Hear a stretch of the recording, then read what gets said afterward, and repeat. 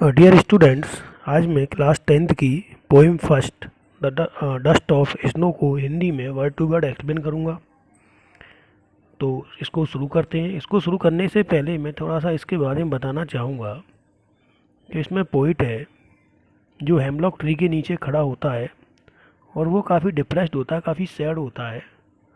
और तभी उस हेमलॉक ट्री के ऊपर बैठा हुआ क्रू उस ट्री को इस तरह से हिला देता है कि उस ट्री पर पड़ी हुई स्नो की डस्ट उस पोइट के सिर पर आ गिरती है।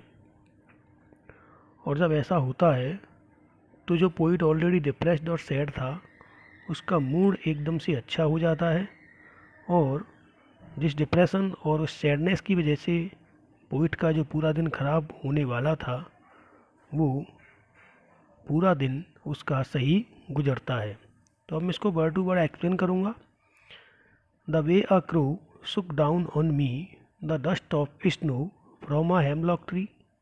द बे ऑफ क्रो यानी कि एक कोई ने जिस तरह से shook down on me मेरे ऊपर हिला दिया the dust of snow snow की डस्ट को फ्रॉम ए हेमलॉक ट्री, यानी कि एक कोई ने हेमलॉक ट्री पर पड़ी हुई स्नो की डस्ट को मेरे ऊपर जड़ा दिया है, हिला के गिरा दिया। Has given my heart a change of mood and saved some part of a day I had rued. और जब ऐसा हुआ तो जैसे ही वो बर्फ़ मेरे सिर पर गिरी तो has given my hurt a change of mood, उससे मेरा एकदम से मूड बदल गया, क्योंकि मैं काफ़ी डिप्रेस्ड था, काफ़ी दुखी था, काफ़ी परेशान था। And saved some part of a day I had rued, और उस बर्फ़ के गिरने से मेरा मूड इतना अच्छा हो गया कि मेरा जो दिन का बचा हुआ पार्ट था वो बर्बाद होने से बच गया।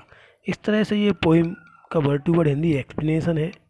एक्चुअल में पोइट इस माध्यम से ये कहना चाहता है, रॉबर्ट फ्रॉस्ट, कि हमारी लाइफ में हम कभी कभी इतने दुखी, इतने परेशान हो जाते हैं कि हम कितना भी सोचें हमारे सामने नेगेटिव थॉट्स ही आते चले जाते हैं। तो ऐसी स्थिति में हमें छोटी छोटी चीज़ों में खुशियाँ ढूंढनी चाहिए। यही चीज़ें इसमें पोइट ने बताई हैं कि जैसे पोइट दुखी था और जैसे ही उसके सिर पे कोए के द्वारा हेमलॉक ट्री से जो बर्फ़ गिराई गई उससे उस पोइट का मूड चेंज हो गया।